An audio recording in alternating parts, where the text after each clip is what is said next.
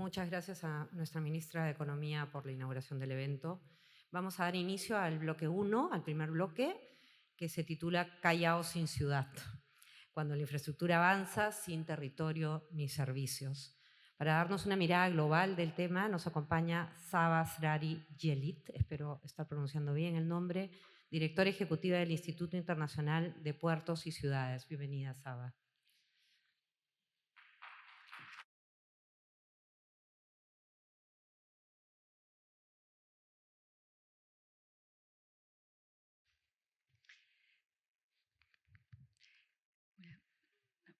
Buenos días a todas y todos y muchísimas gracias a los organizadores, a FIN, a su presidenta, al gerente general por la invitación.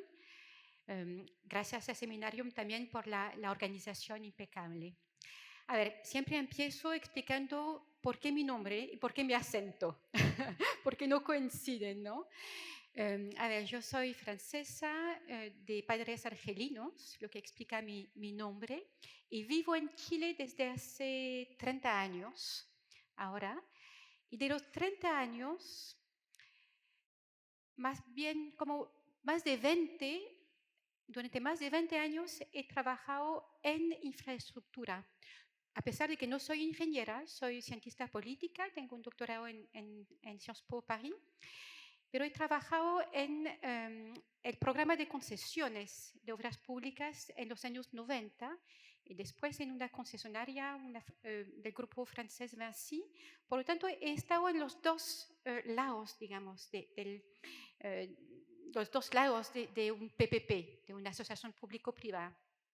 Pero hace ya varios años que estoy ahora dedicada más bien a trabajar en capacitación de profesionales de los puertos y de las ciudades, también de la sociedad civil, en torno a cómo compartir experiencias para poder avanzar y intercambiar experiencias y actuar para ciudades puertos más sostenibles. Y tenemos justamente, y es un poco o sea, mi ponencia es el fruto un poco de, no solamente de mi experiencia que les comenté, pero también de la experiencia de ellos, de todos esos participantes de Europa, de Canadá, de África, de América Latina. He tenido la suerte también de tener varios participantes, de hecho peruanos también, y de América Latina, de Argentina y de Chile. Lo que también hacemos visible, y ahí hay un vínculo con el Callao, le voy a explicar por qué. Lo que también tratamos de hacer es visibilizar ciertas problemáticas. Claramente, y como lo mencionaron varios, la seguridad, el impacto del crimen organizado y del narcotráfico es una problemática que es ahora global. El vínculo con el Callao es que hace un año y medio estuve acá, estuve en el Callao y visité el Callao, y al momento de poder recorrer, mis ex alumnos me dijeron no podemos salir del auto. Hay sectores donde simplemente no se puede salir por un tema de seguridad. Y a partir de eso me surgió la idea de proponer una masterclass sobre ese impacto, a ver, cuál es el impacto del narcotráfico no solamente en el transporte marítimo, en los puertos, pero también en las ciudades. Florian Manet, un coronel francés, autor de un libro que se llama Talasopolítica del crimen organizado, hizo esa masterclass. Invitamos también a otras personas como Juan Duarte, el presidente de Apalatam, el capitán del puerto de Amberes, justamente para reflexionar y aportar ideas. Ahora, me van a preguntar cuál es el vínculo con el Callao, porque justamente le sugerí a Florian Manet incorporar en su libro un capítulo sobre el impacto del crimen organizado en las ciudades. No solamente hay problemas de seguridad para la carga, para la reputación, pero también para las ciudades. Y las ciudades puerto, más que otras, tienen también esa amenaza. he estructurado mi presentación en 4 puntos. El contexto, y ahí lo vinculo con las presentaciones anteriores y la siguiente. Mi argumentación, que ya está reflejada en el título de la ponencia, competitividad, que sea portuaria o competitividad a seca, sin calidad de vida no es duradera. Voy a hablar de algunas experiencias y finalmente, para no aburrirles demasiado, puse una serie de referencias donde pueden descargar inclusive el libro de Florian Manet que le explicaba, pero también, por ejemplo, em, van a haber varios enlaces de observatorios de calidad de vida en Chile y eso es muy interesante. Ojalá Perú también se adscriba a eso. Hay una iniciativa de UN Habitat, es la Agencia de Naciones Unidas focalizada en las ciudades. Y esa iniciativa es sobre calidad de vida justamente.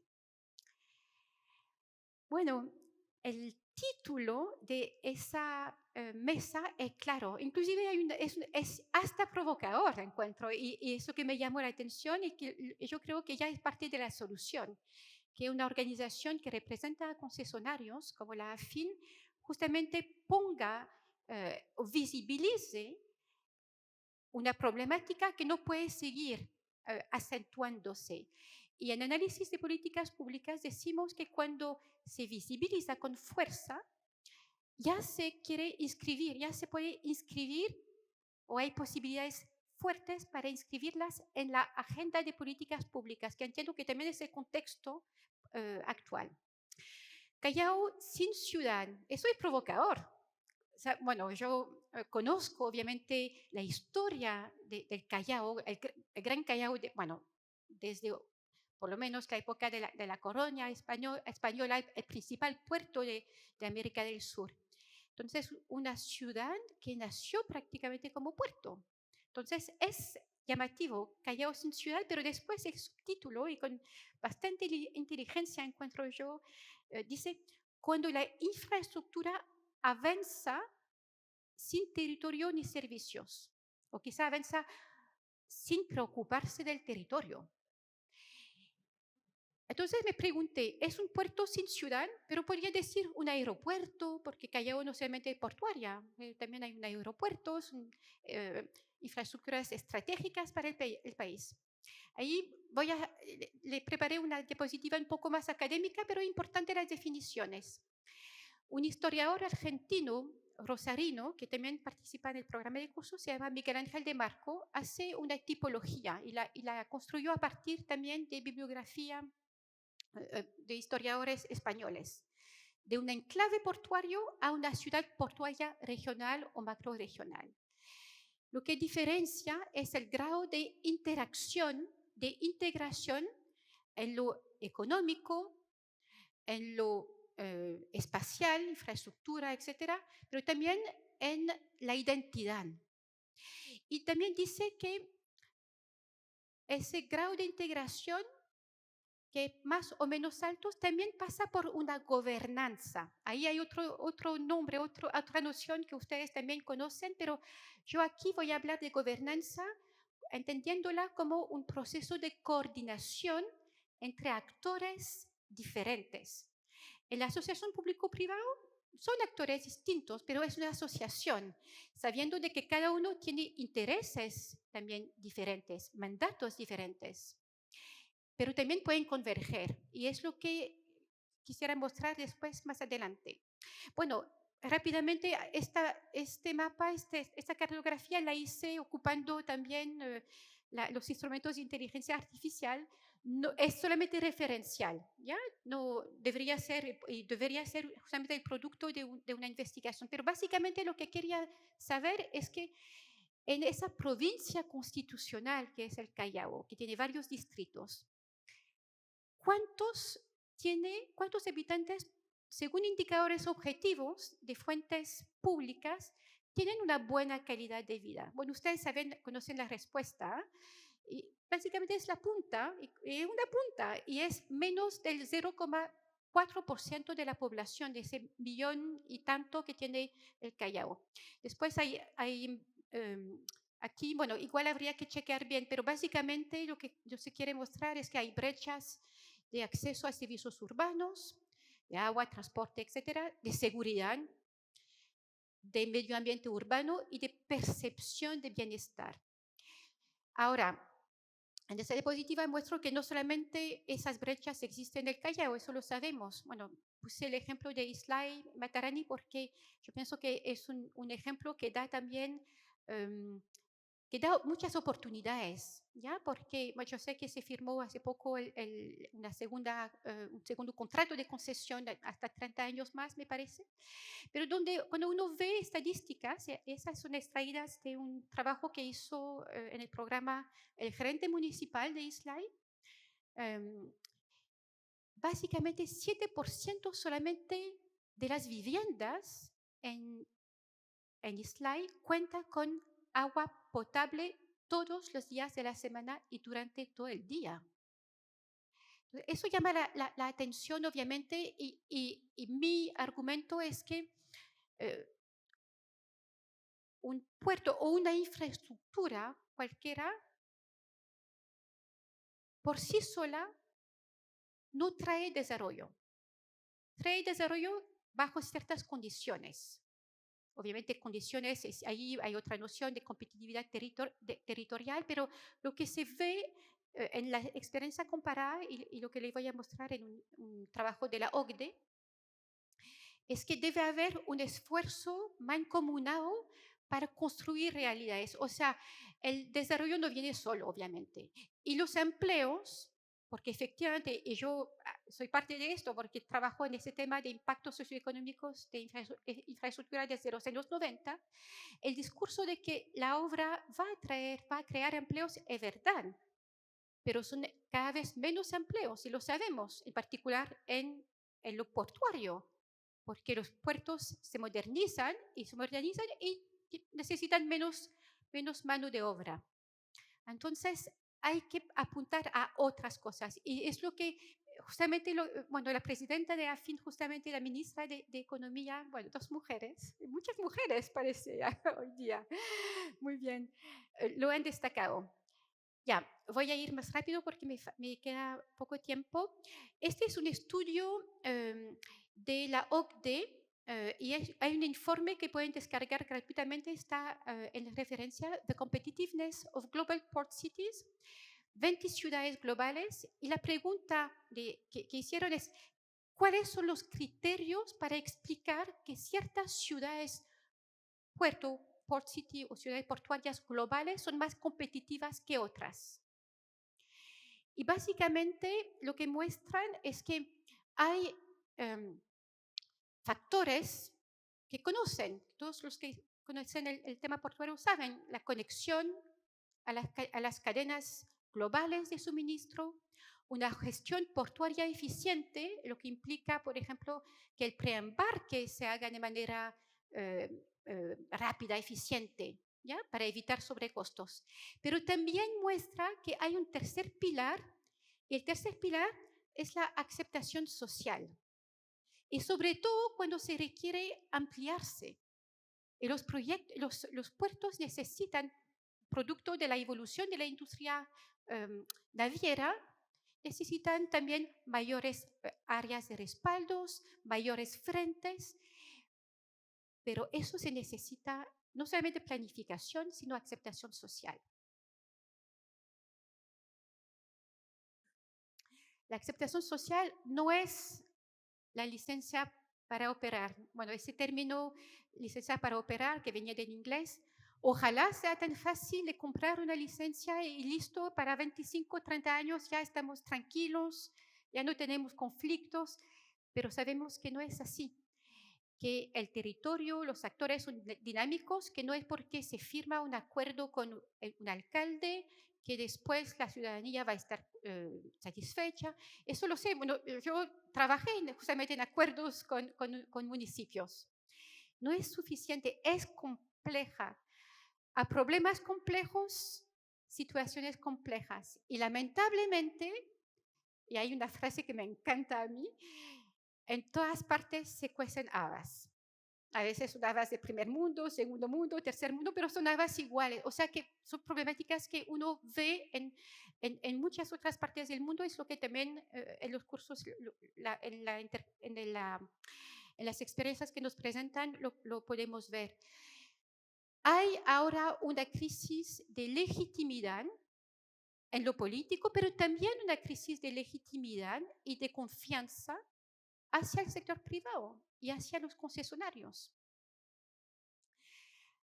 Por eso me parece que ocupar y cambiar el enfoque, pensar en PPP o asociación público-privada 3.0, no digo 2.0 porque ya hubo 2.0, 3.0 o 4.0, donde competitividad se entiende con calidad de vida, eficiencia se entiende también con calidad de vida.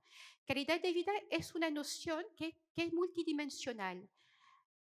Hay aspectos materiales, ingresos, empleo, cantidad y calidad y estabilidad, ambientales, calidad del aire, acceso a espacios verdes y voy a decir azules, seguridad y relacional. Eso es muy importante, la cohesión, el sentimiento de identidad. El Callao tiene un fuerte sentido de pertenencia.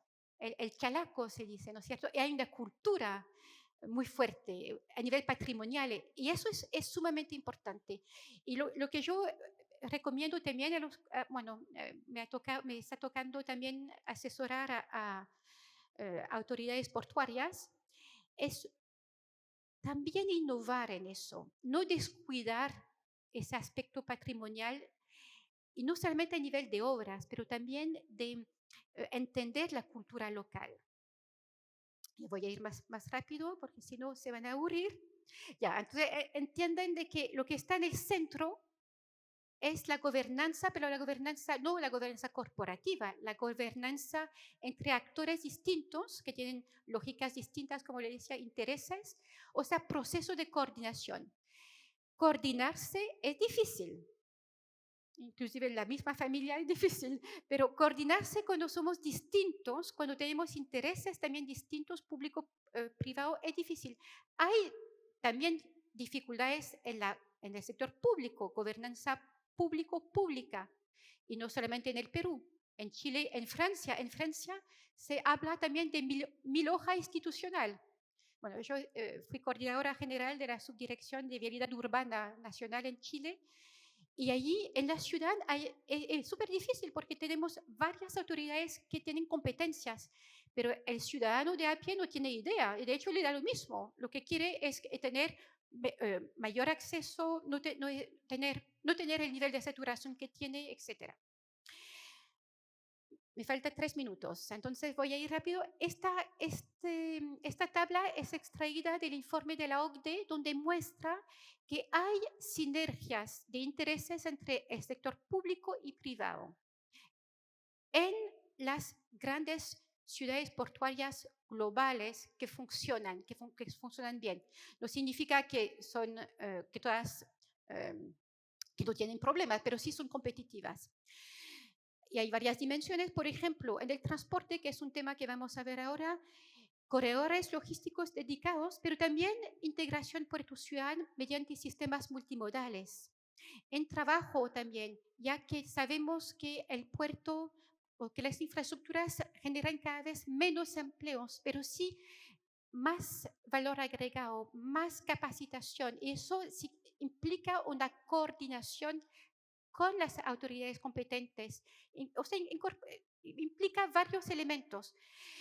Medio ambiente, crecimiento verde, uso de suelo, eso es muy importante y las experiencias internacionales van a ver que hay mucho foco, inclusive en Chile, sobre mejorar para el ciudadano el acceso al borde costero, un acceso que ha sido cada vez más limitado, restringido desde el código ISPS.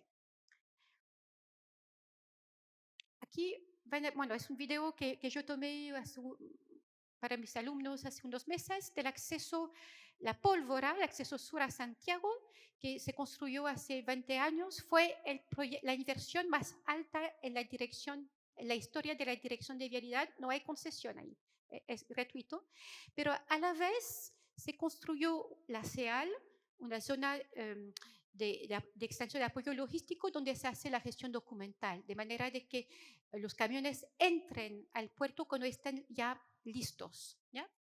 Pero a la vez, y a la derecha, aquí ven parte de los miradores. Ese proyecto, el proyecto Acceso Sur, pocos lo saben, pero fue gestionado, fue ideado por arquitectos de la universidad y que después trabajaron en el municipio desde los años 80 y lograron un apoyo político justamente porque el gran tema, al igual que en el Callao, pero en dimensión quizá menor, era la saturación vial. Ahora, no podemos decir que una vez que se resuelva la saturación hay buena calidad de vida, no, porque calidad de vida es compleja, hay varias cosas. Y de hecho, hoy en día Valparaíso, para poder crecer, al igual que San Antonio en cuanto a puertos, necesita hacer acuerdos de desarrollo. Están los dos en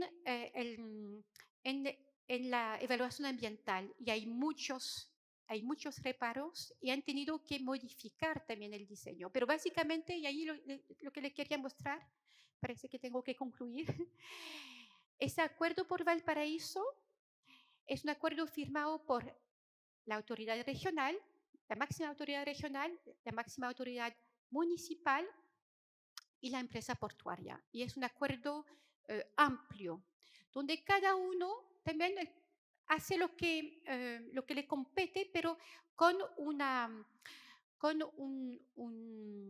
compromiso de trabajar coordinado. En Chile se puede hacer también porque tenemos instancias de coordinación que se llaman consejos de coordinación ciudad-puerto, que Perú está teniendo también. Hubo un inicio, un intento en el Callao, que yo sé que ya no funciona, pero hay otro en Islay. Y yo creo que ahí hay que aprovecharse de la experiencia chilena y de las lecciones que se puede sacar para hacer algo mejor inclusive. Bueno, aquí obviamente, ¿cuáles son los beneficios para un concesionario de meterse en calidad de vida si es complejo? Bueno, claramente vimos el tema del transporte, menores costos logísticos, mayor seguridad, menores conflictos, o sea, mayor legitimidad, eso es importante, sobre todo para plazos tan largos, y mejor reputación.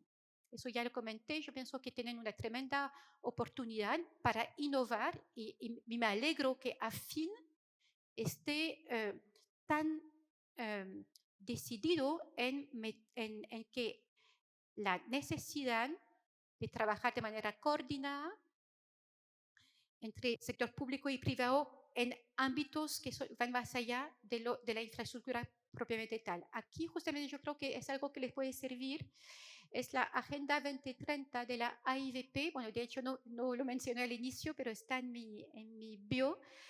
Yo trabajo con la Red Mundial de Ciudades Puerto.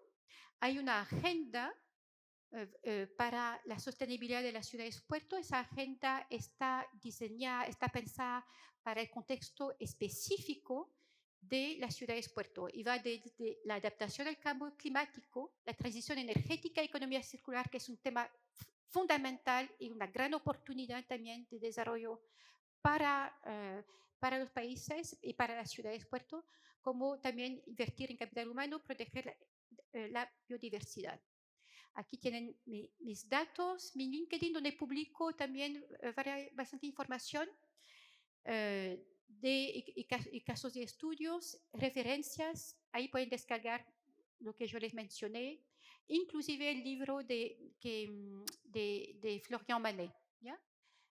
Y acá también hay una serie de enlaces de observatorios de calidad de vida, observatorios de calidad de vida que existen en Chile. Yo recién estuve haciendo un catastro, inclusive podría facilitar los contactos de las personas a cargo.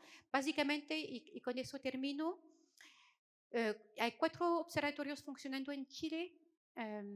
Los 3 primeros son de nivel nacional, con indicadores objetivos, que ustedes también los tienen con los institutos de estadísticas. El último es solamente para la región de Valparaíso, es sobre percepción, para saber si o para definir efectivamente si hay buena o mala calidad de vida, hay también que incorporar indicadores objetivos y subjetivos. Cuando decía que en todas partes se cuestionaba, también estaba pensando en eso, porque en Chile, Valparaíso, como San Antonio, en particular San Antonio, el primer puerto de Chile, están en categoría en Valparaíso media baja o baja de calidad de vida. Y eso no es duradero. Para el puerto exterior de San Antonio y el acuerdo para San Antonio que se está preparando, efectivamente uno de los ejes es calidad de vida y sostenibilidad. Ojalá no sea solamente un efecto de comunicación, porque claramente es mi convicción, pero también mi experiencia, sobre todo en una concesión de tan largo plazo, es difícil seguir siendo, o sea, podemos ser eficientes, pero si somos eficientes en nuestro recinto, en el recinto portuario y en el acceso inmediato, pero no atrás, no somos eficientes. Vamos a seguir teniendo sobrecostos y además una menor aceptación social. Por lo tanto, competitividad a nivel de un país, a nivel de una región o de una macro región, sin calidad de vida no es duradera. Bueno, muchas gracias.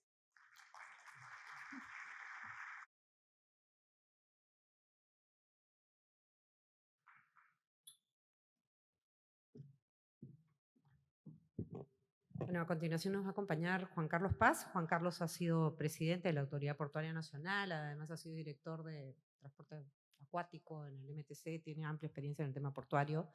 Y después vamos a regresar con Saba y con Juan Carlos en un panel que va a ser moderado por Mariana Reyes, que es coordinadora de proyectos en estrategia urbana. Entonces les voy a pedir que se acerquen cuando termine Juan Carlos para que no me tengan haciendo los pases y no perdamos tiempo. Gracias. Gracias, Lení. Buenos días con todos. Buenas caras conocidas. Bien, vamos a hablar esta mañana. Ante todo, gracias a FIN por la invitación. Y vamos a comentar los avances del sistema portuario y también los retos que tenemos como país para poder tener un sistema más amigable. Estas cifras, cuando estaba como presidente de APN, pedí a mi equipo, ¿no? A ver, busquemos unas cifras, algo que nos pueda motivar, ¿no? Y encontraron esto.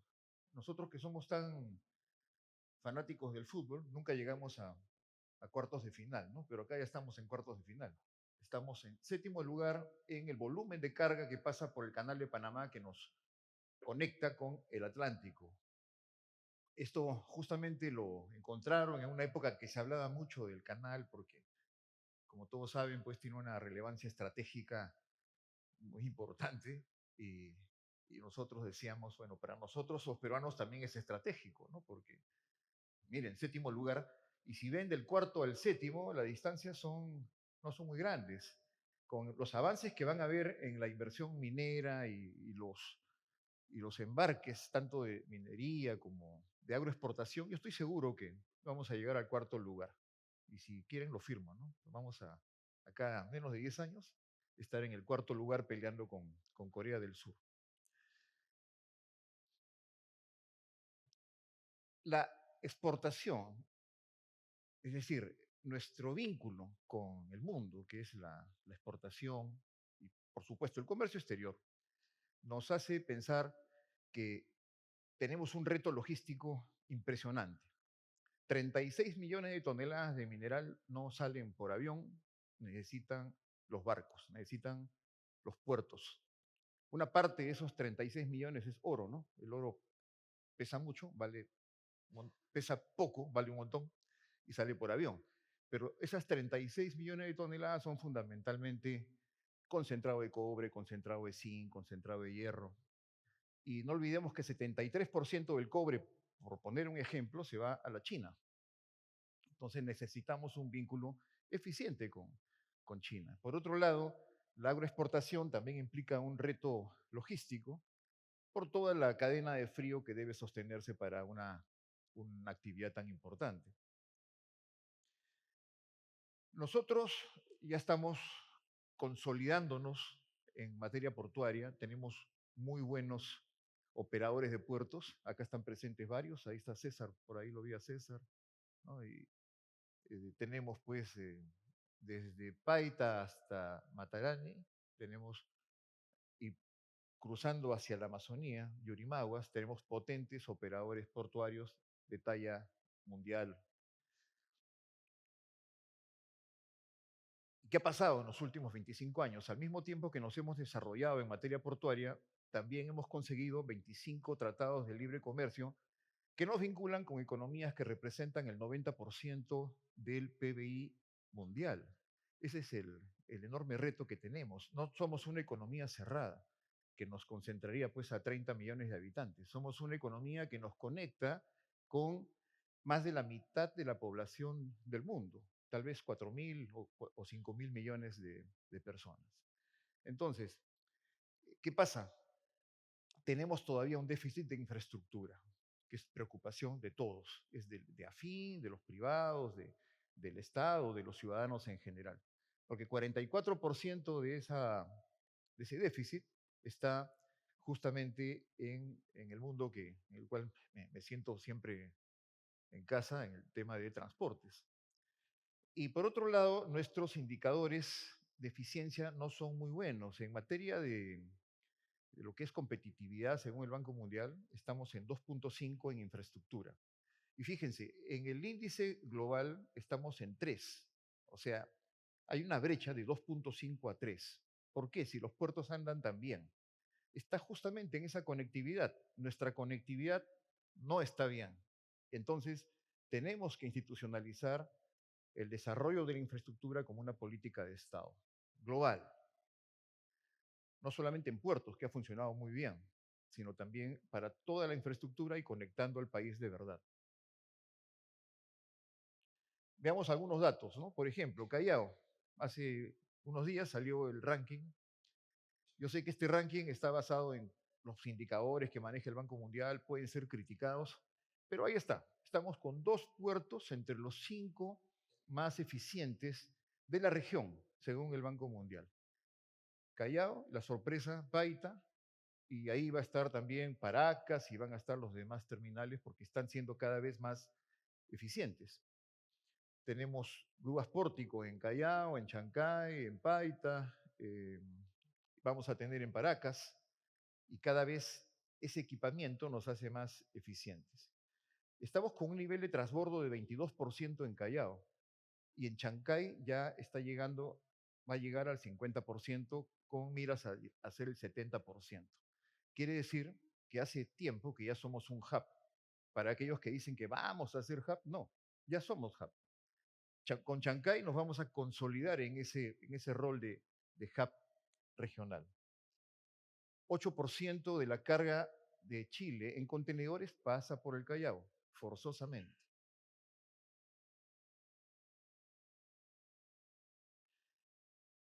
Algunos de la sala podrán reconocerse ahí en esa foto.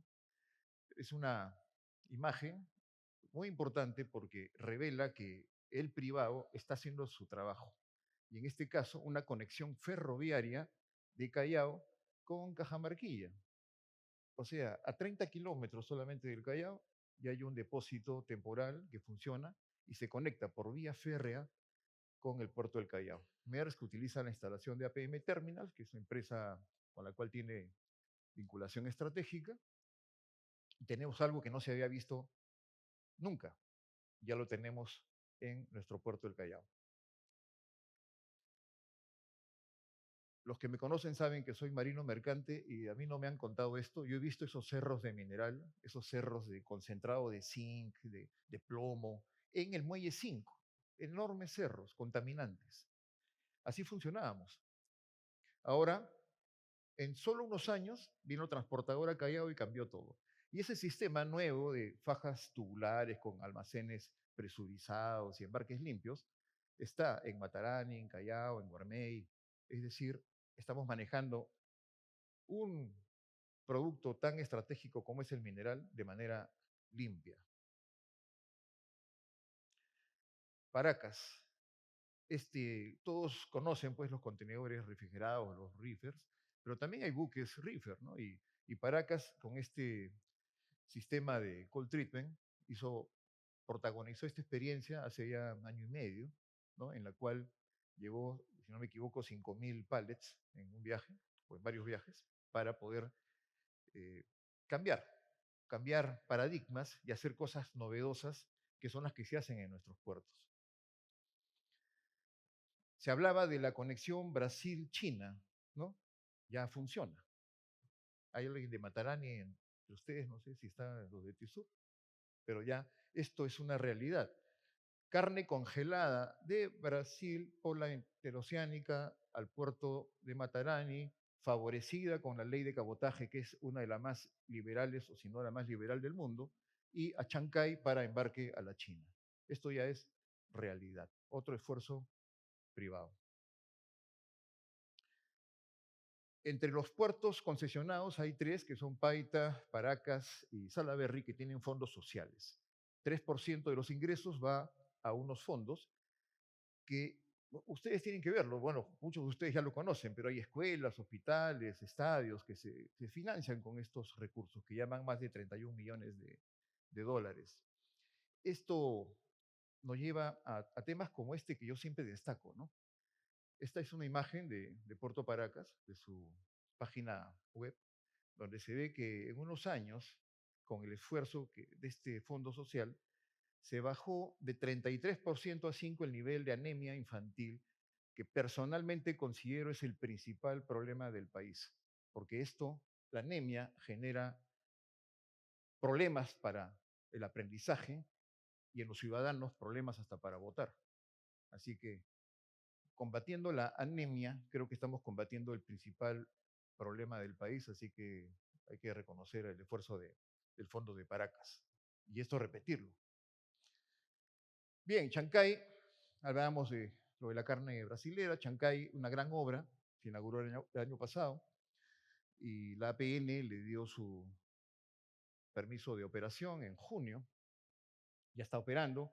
Se estima que puede llegar este año a 350.000 TEUs, próximo año 750.000, y así para que pueda cumplir una siguiente etapa. Entonces tenemos, ¿cómo corre el tiempo? Me quedan 9 minutos. Bueno, vamos a correr. 2 puertos de talla mundial, Callao y Chancay, pero ahí sale 1 hora y media, ¿no? Pero si ustedes van o experimentan esto, puede ser hasta 3 horas. Cuando se cayó el puente, al mismo tiempo que reveló un gran problema de desconexión, por otro lado, se nos abrió la luz, ¿no? Porque estuvieron conectados por mar también. Entonces, el cabotaje funciona. Hay cómo conectar nuestros puertos por mar. Estas inversiones ya la conocen muy bien, 4.000 y pico millones de dólares en los últimos 25 años. Hay inversiones privadas también que corren su propio rumbo, pero en total, más lo que significa los 3.000 millones que se vienen con APM, DP World y la adenda de Matarani, son 12.000 millones desde el año 99 hasta los próximos años que van a seguir estas inversiones. ¿Qué es lo que ha cambiado en el país con este modelo nuevo? Un modelo que ha tenido 2 grandes columnas: el sector público, con una institución sólida, bien manejada, que es la Autoridad Portuaria Nacional; el apoyo, por supuesto, de los demás sectores, economía, proinversión, y atrás estos tratados de libre comercio; y por el lado de los privados, su interés en invertir en puertos peruanos. Y tenemos en el Perú 18 países cuyas empresas invierten en puertos peruanos. No es un país, no es 2 países, son 18. Y esto es récord regional también. Ni Brasil tiene 18 países que invierten en sus puertos. Donde había agua, porque ese muellecito de la izquierda es un dársena de 1905, ahora hay un muelle bicentenario, 1.050 metros de largo, 31 hectáreas ganadas al mar. Es un símbolo de este crecimiento, ¿no? Si nos viajamos al tiempo 15 años atrás, vemos ese mapa sin muelle, pura agua. Vamos a lo que se viene en materia de producción, porque solamente para tocar los 2 principales rubros de exportación, mineral y agro. En mineral, 80% de la cartera, según el Ministerio de Energía, está concentrado en 6 departamentos. Ahí la pregunta es, ¿qué tan conectados están esos centros mineros con los puertos? Se viene también inversiones en agro.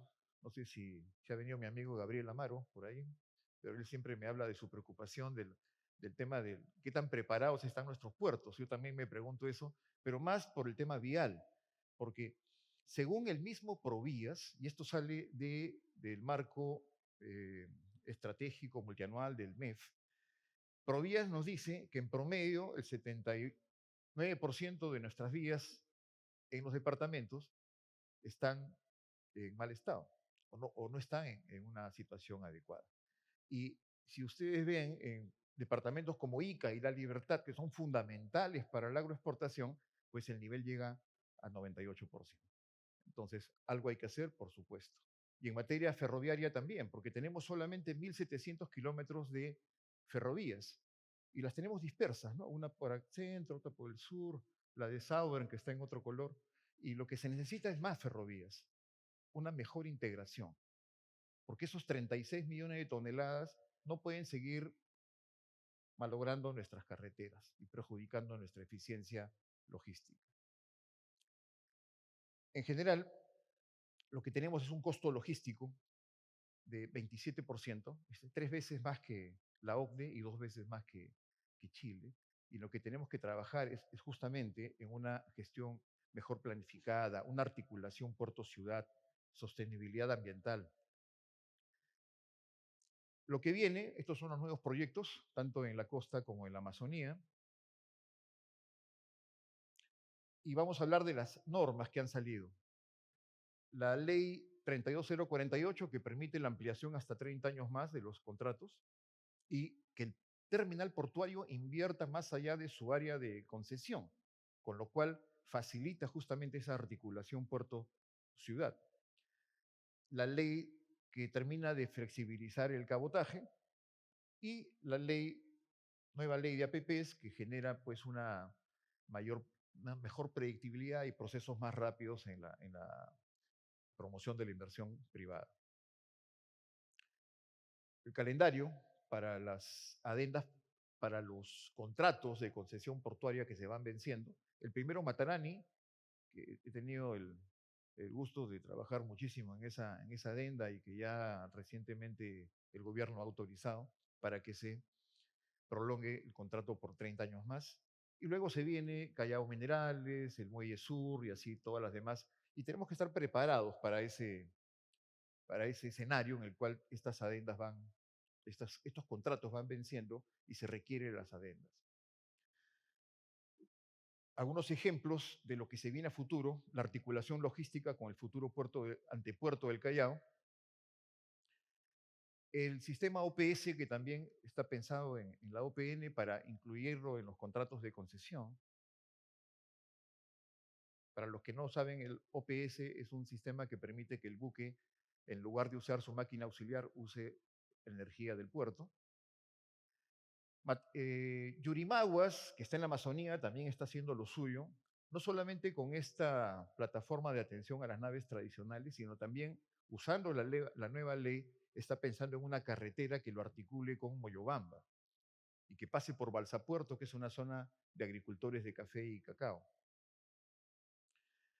Con toda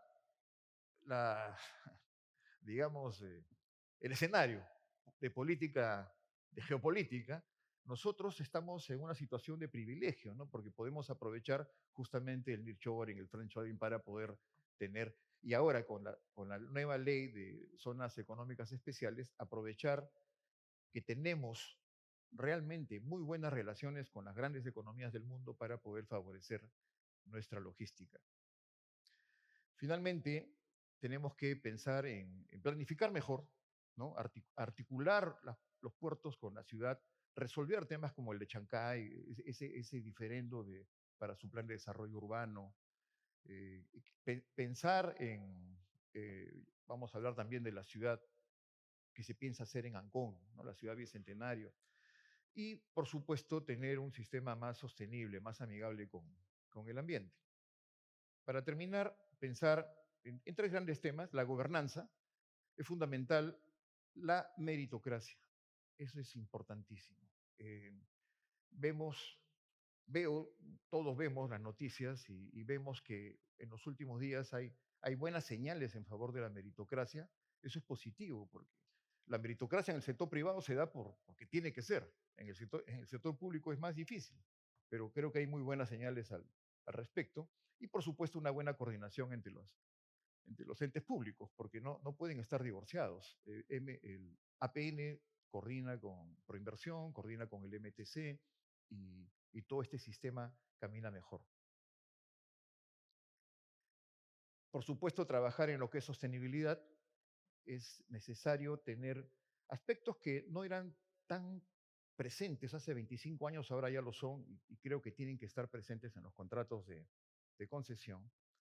Y finalmente, en lo que es una mejor relación de puerto-ciudad, ¿no? Los proyectos tienen que ver diferentes temas como la consolidación de terrenos, ¿no?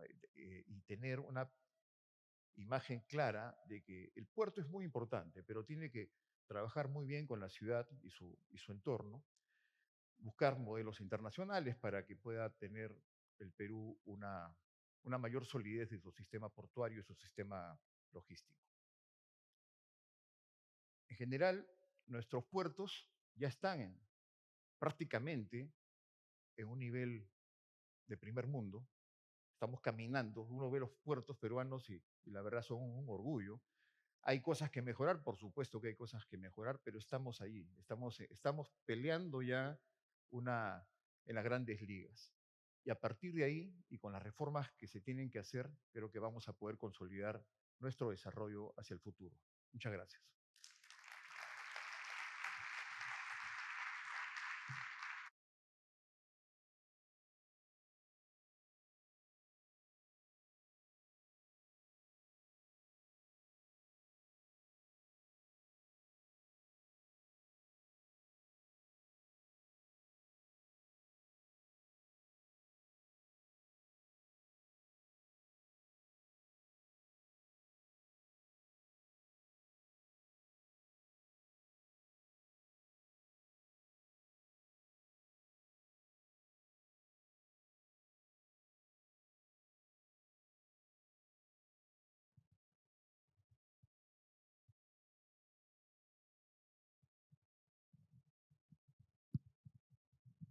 Buenos días. Bueno, muchísimas gracias a nuestros expositores. Creo que hemos tenido dos visiones bastante diversas respecto a la problemática del puerto, una visión local que nos ha dado efectivamente el estado situacional hoy, bastante esperanzador, dicho sea de paso, y bueno, una visión respecto a cuál es la potencialidad que podemos tener en el Callao, ¿no? Yo soy chalaca, soy abogada, vengo de la organización Estrategia Urbana, soy coordinadora de proyectos, bueno, además he sido funcionaria pública en diversas instituciones y soy gratamente chalaca. Entonces, me encuentro bastante familiarizada. Eh, para ya arrancar con el espacio de preguntas, a partir de las presentaciones, a partir de los retos que efectivamente ambos han identificado, el Callao, como bien ha señalado la doctora Saba, tiene una particularidad que no la tienen otros puertos, ¿no?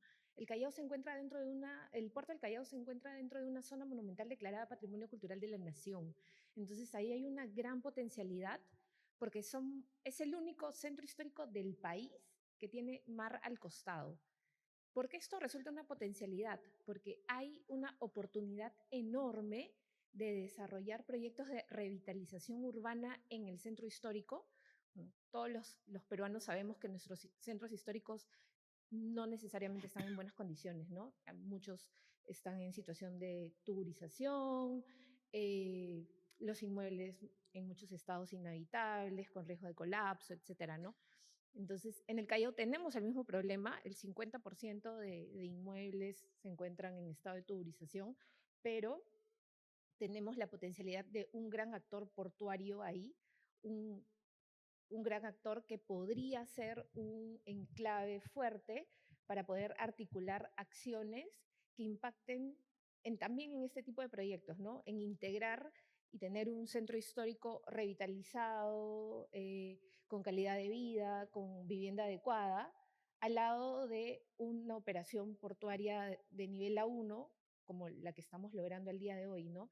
Entonces, ahí les quería preguntar qué estrategias consideran ustedes que puede tomar el actor local para generar esta sinergia entre el gran actor portuario y la necesidad de revitalización del centro histórico del Callao, que es el vecino colindante. ¿Puedo empezar? Sí.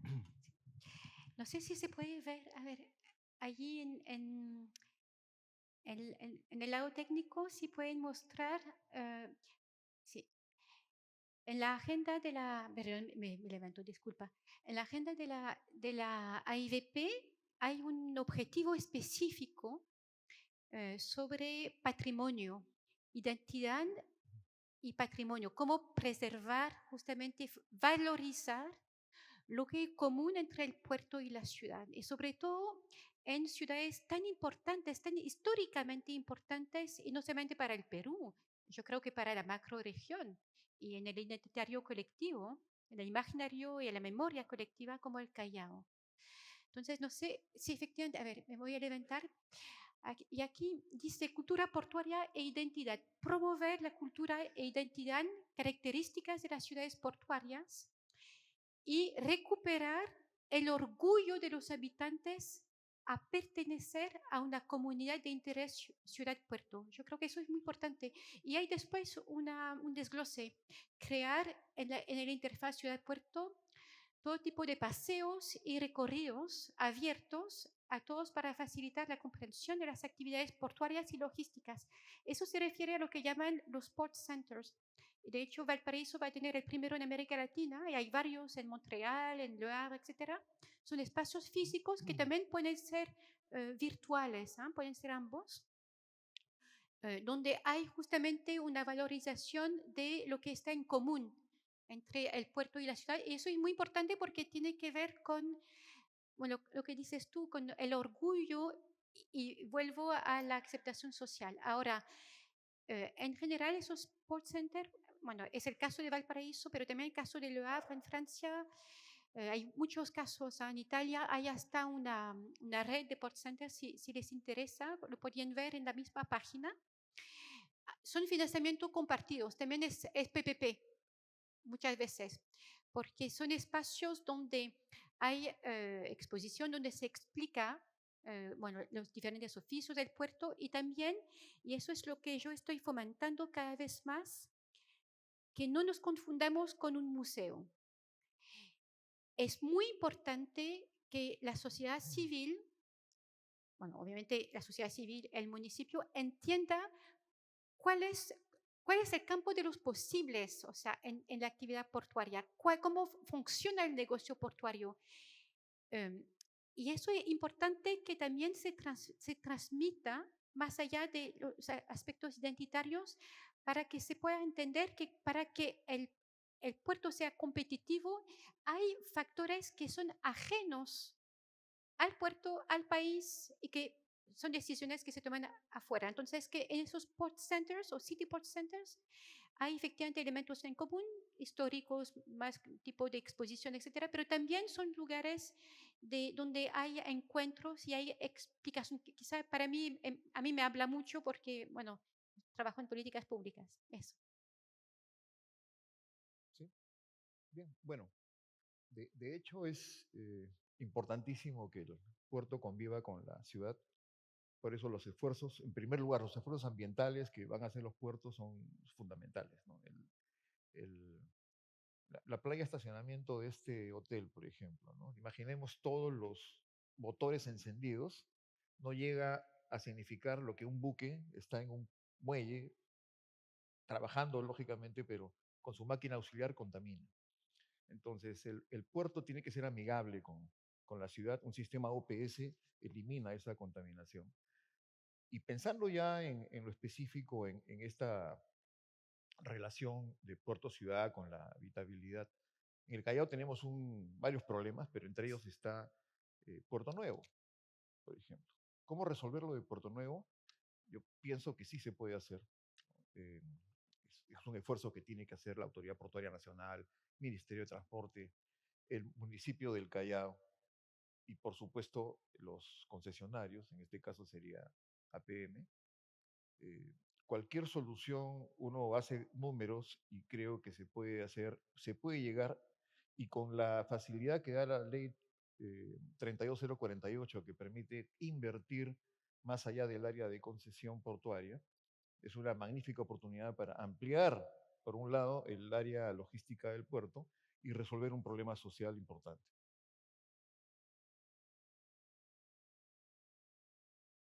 Muchas gracias. Bueno, sí, hay una oportunidad que queda anotada para los participantes y bueno, para todos los actores que podemos estar involucrados. Un poco citando a la doctora Saba en su exposición, presentó tipologías, ¿no? Y ella presenta una tipología de enclave portuario que luego debe evolucionar a ciudad-puerto y luego tiene como 4 espacios, oportunidades más, ¿no? Entonces, Callao tiene una particularidad, los que conocemos y vivimos, trabajamos, etcétera. Callao durante 3 siglos fue ciudad-puerto. La relación de la actividad económica con el uso del puerto era directamente vinculada a los residentes de la zona. Los hijos de los trabajadores ingresaban al puerto, o sea, había una integración no tan desarrollada, pero existía una integración. Éramos una ciudad-puerto. Al día de hoy estamos como en el proceso de retroceder, ¿no? Estamos volviéndonos enclave portuario en lugar de ir al siguiente nivel, ¿no? Entonces se ha generado ahí un divorcio entre el vínculo del chalaco que tenía al puerto, al mar, a la playa como su principal espacio público, con una relación más de distancia, más de lejanía, y que claro, por un lado, efectivamente está esta potencialidad que conversábamos en la pregunta anterior de espacios de vivienda que requieren intervención, requieren proyectos de revitalización urbana, pero también tenemos el otro lado del puerto, que está la zona de Chucuito, ¿no? Los vecinos de Chucuito, que si bien no tienen esta problemática de vivienda, pero tienen la problemática de sentir que el crecimiento del puerto ha generado pérdida de playa, incremento de la vulnerabilidad en materia de gestión de riesgos. Entonces, ¿cómo hacemos para poder incluir también estas necesidades de los vecinos y que volvamos a integrar la ciudadanía en la gestión del puerto, ¿no? Evidentemente no va a ser la gestión logística administrativa, porque eso le compete al concesionario, pero volver a que el puerto sí sea la principal característica del residente de la zona y no sienta esto de, al contrario, el crecimiento del puerto está afectándome, ¿no? ¿Cómo lo hemos podido llevar por los últimos años previos, ¿no? ¿Ya? Muchas gracias. A ver, ¿te escucha? Sí. A ver, para mí, Callao es una ciudad-puerto, que fue ciudad portuaria, pero es una ciudad-puerto porque hay interacción, pero con bajo nivel de integración y de gobernanza. Pero es una ciudad-puerto que fue, o cuyo puerto, y no solamente el puerto, el aeropuerto también, fueron planificados como que estuvieran, como que fueran enclaves. Y ahí hay un problema claramente de planificación y hay responsabilidades. Pero también hay muchas oportunidades. Ahora, mencionaron justamente, y me gustó mucho lo que Juan Carlos, bueno, terminó su presentación diciendo, bueno, ya hay muchos éxitos en los PPPs en Perú, en los puertos, y ahora el desafío es que sea un éxito urbano. Y yo creo que ahí en la oportunidad ustedes tienen instrumentos que no tenemos en Chile y que no hay en muchos otros países, por ejemplo, obras por impuestos, etc. Entonces, si bien hay experiencias en Valparaíso, por ejemplo, la empresa portuaria de Valparaíso financió lo que llaman un plan estratégico de borde costero. Y allí hay mucha información que pueden ver en la web, que va, o sea, que abarca mucho más que lo que corresponde al puerto. Pero allí, justamente, como la gran demanda de los ciudadanos es tener mayor acceso al mar, como tenía antes. Recuerden que antes del código ISPS la gente podía llegar al puerto, ahora es un enclave como tal, o sea, está cerrado. Pero de manera bastante inteligente hicieron ese plan estratégico eh, con un nivel muy alto de participación, y fue una consultora IDOM que trabajó con EPV, donde el nivel de participación fue también en cuanto a los proyectos. Bueno, recogieron varias iniciativas existentes o proyectos planificados que nunca habían podido desarrollarse en diferentes segmentos, y presentaron ideas y pidieron de manera bien transparente y muy amplia que la ciudadanía pudiera escoger, o sea, votar. Y después de esa cartera hay como una lista de priorización. De esa lista de priorización, la pregunta del millón es: ¿quién va a pagar? ¿Quién va a pagar las obras? Y no solamente las obras, ¿quién va a pagar y cómo se va a asegurar que el municipio haga la gestión que corresponde? Porque todos aquellos que trabajamos en obras sabemos que no es solamente la inversión, el problema después es el mantenimiento. Entonces, lo que ellos propusieron en el marco del Consejo Ciudad Puerto, que reúne al sector público y el sector privado y la sociedad civil, definieron justamente por proyecto cuáles son las posibilidades de financiamiento compartido. Y esto no tiene la solución, pero lo que es interesante es que la empresa portuaria, bueno, en Chile hay un sistema normativo distinto de Perú, no tenemos el equivalente, lamentablemente, de la Autoridad Portuaria Nacional, porque yo creo que es muy bueno tener un ente rector. Son empresas portuarias públicas autónomas, ¿ya? Pero los consejos de Ciudad de Puerto son para todo el país. Bueno, después podría explicar un poco más de qué se trata. Entonces, lo que hacen es que en ese Consejo Ciudad de Puerto, en pequeños comités, con los diferentes actores que por mandato pueden financiar, y también con el sector privado, dicen: bueno, aquí eso cuesta tanto. Puede financiar el MINBU, Ministerio de Vivienda y Urbanismo, que le corresponde, puede financiar el municipio, puede también financiar el concesionario, etcétera. Pero a partir de proyectos, eso es súper importante, y con eso termino, perdón por lo largo de la respuesta.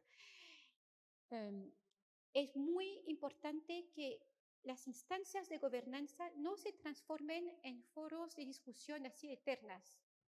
O sea, debe haber efectivamente un ente como una asamblea con las diferentes autoridades, pero después debe haber comités eh, con, o sea, que trabajan a partir de temas específicos y a partir también de una retroalimentación de datos. Entonces, por ejemplo, bueno, las obras por impuesto, bueno, ya hablaba del plan estratégico y de las diferentes obras. O sea, debe haber cosas muy concretas. Sí, bueno, sí, yo he estado en la época en que caminabas al Callao, no había barreras, no llegabas al muelle prácticamente, ¿no? Y claro, ya con los mecanismos de seguridad y a raíz de la implantación del ISPS, pues ya todo es diferente, y eso que ayudó, por supuesto, ayuda a la seguridad, por otro lado, genera barreras, ¿no?, que tenemos que trabajar. Creo que hay esfuerzos públicos y privados destinados a eliminar esas barreras y a unir mucho más la función comercial, operativa del puerto con la naturaleza de la ciudad. Una es lo que comentaba de los fondos sociales, ¿no?, que se preocupan por su entorno y tienen una vinculación muy clara, por lo menos en esas líneas de salud, educación, deporte. Y también hay iniciativas privadas claras, ¿no? En Chancay, por ejemplo, uno va, ¿dónde funcionan, dónde se operan las grúas de Chancay? En una oficina donde son señoritas de Chancay que son las que operan las grúas en unos computadores, ¿no? Cada una maneja 2 o 3 grúas.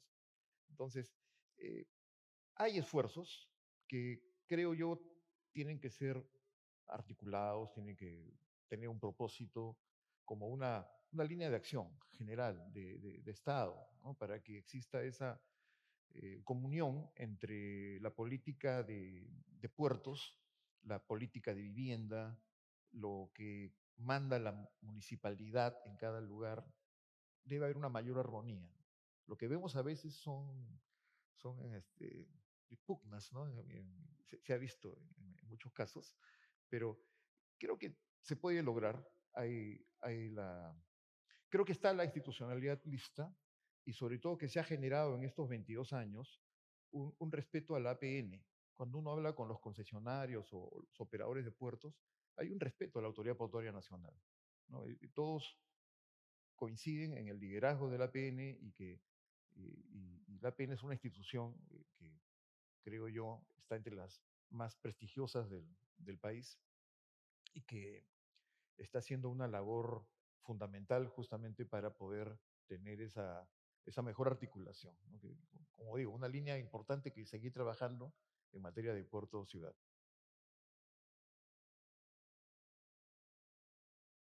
Muchas gracias.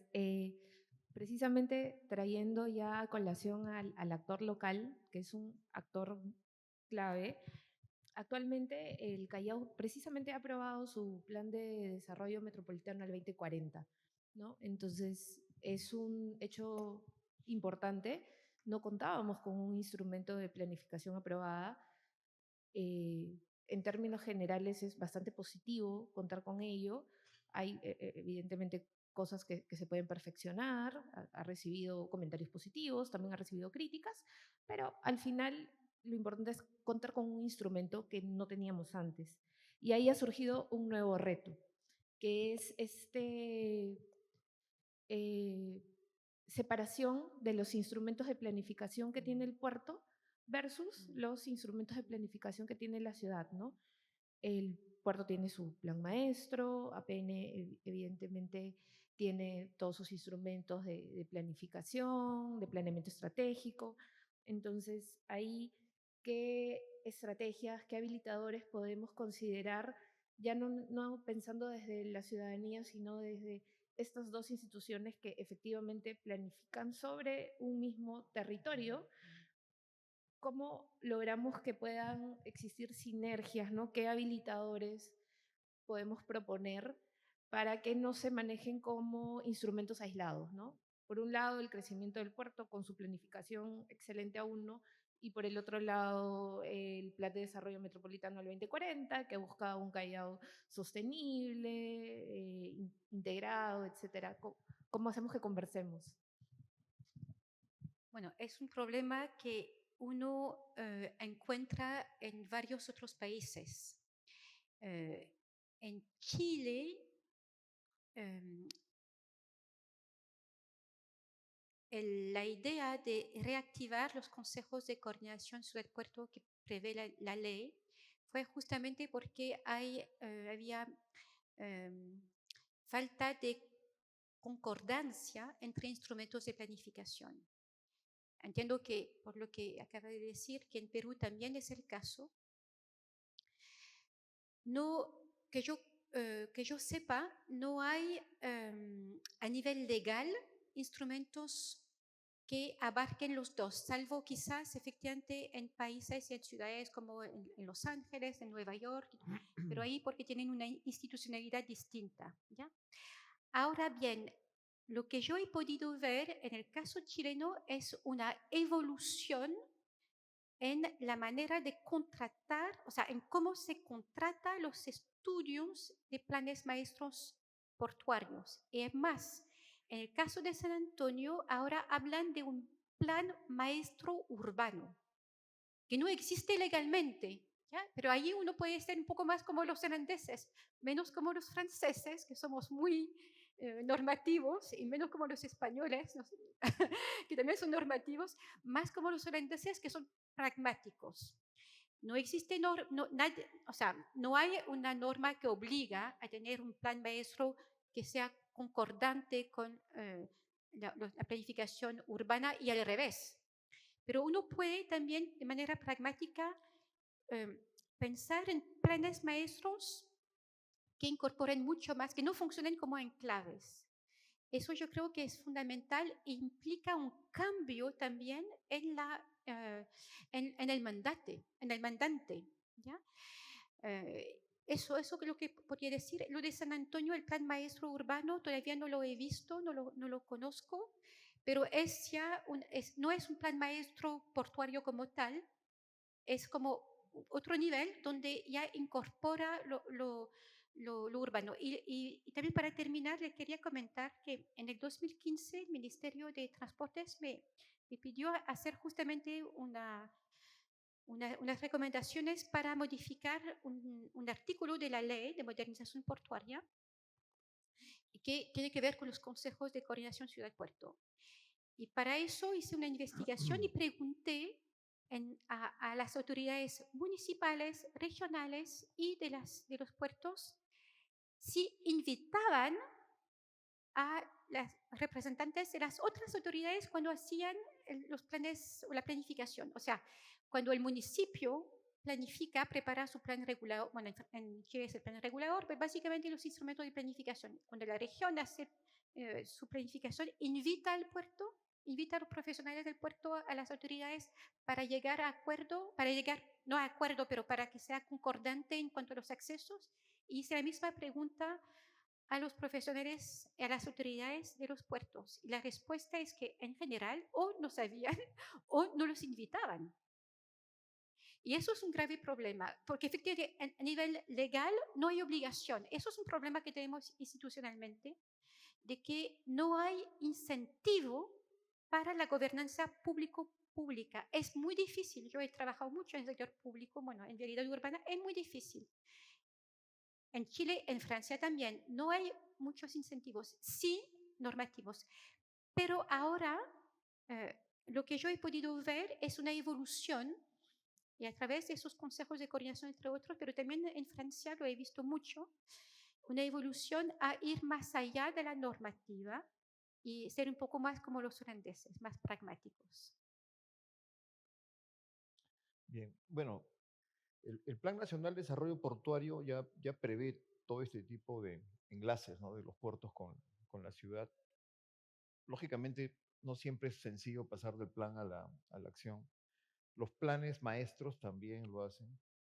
Hay una línea que creo que podemos explotar y que permite, a su vez, vincular más al puerto con su ciudad y hacer que el ciudadano se apropie del puerto, y es la vinculación por mar. Porque si uno retrocede 100 años, solo 100 años, ¿no? No había carretera panamericana y habían 20 puertos en el Perú, todos o la mayoría con conexión ferroviaria y todos enlazados con cabotaje, porque no había panamericana. Entonces, obviamente, pensar en un regreso a esa situación puede ser idealista, pero algo se puede hacer, ¿no? En rutas cortas, que son definitivamente mucho mejores serían por mar que por carretera, ¿no? Y la gente podría aprovechar. Ir a Paracas, por ejemplo. ¿Cuánto toma ir a Paracas? Cuat- De 4 horas, ¿no es cierto? Por carretera. Imagínate con un buen ferry y que haga competencia a los buses, ¿no?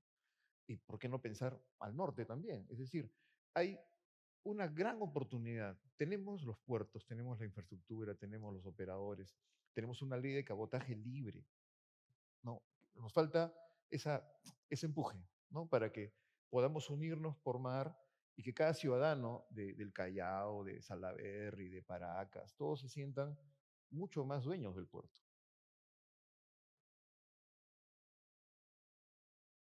Muchas gracias. Nos quedan 3 minutos, entonces voy a ser súper breve.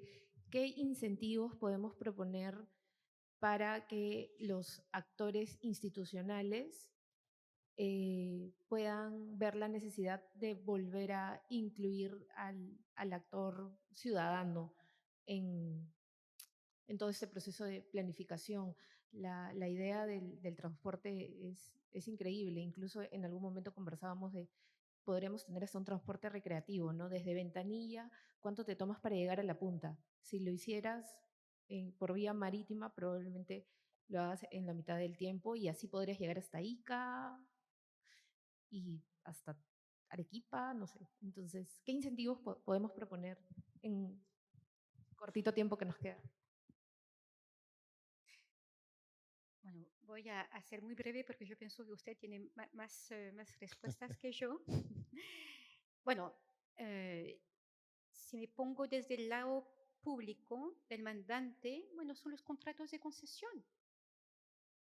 Y cuando decía que es una gran oportunidad, también una gran oportunidad para repensar los contratos de concesión poniendo indicadores KPIs que no solamente tienen que ver con la infraestructura como tal, no solamente con el hormigón, o también KPI sobre, eso sí es importante en cuanto a KPI sobre tiempos. Bueno, entiendo que ya lo tienen seguramente.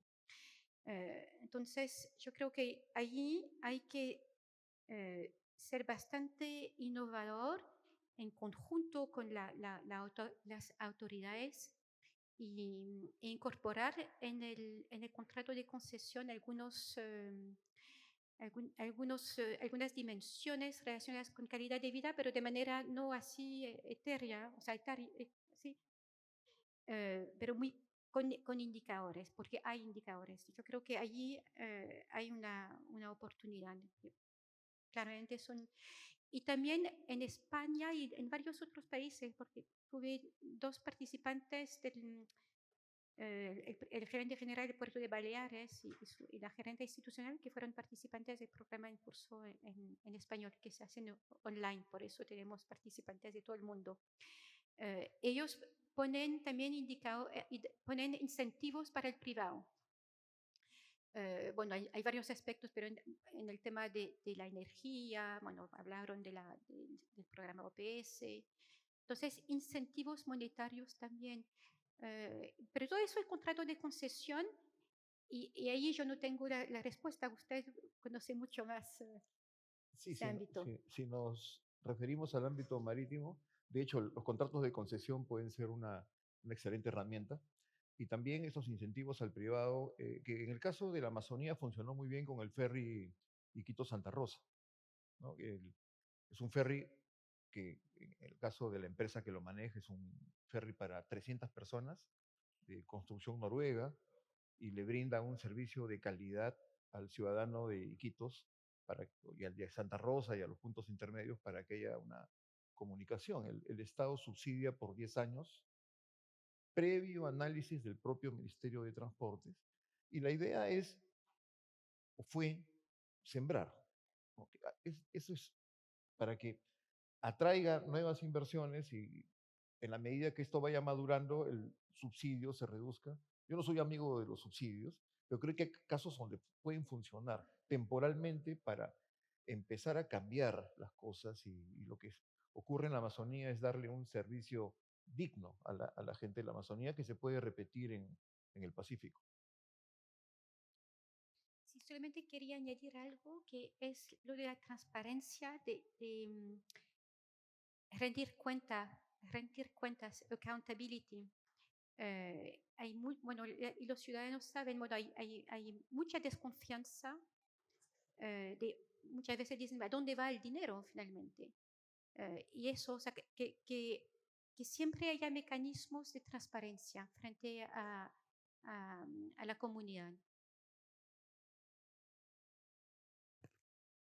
Muchas gracias. Bueno, hemos concluido el panel al tiempo exacto. Ha sido un gusto compartir con ustedes y además a título personal como chalaca es un gusto que en estos espacios se hable de mi ciudad, se piense en mi ciudad y vean todas las oportunidades que hay para invertir y generar desarrollo económico que impacte positivamente en todos los que vivimos ahí. Muchísimas gracias.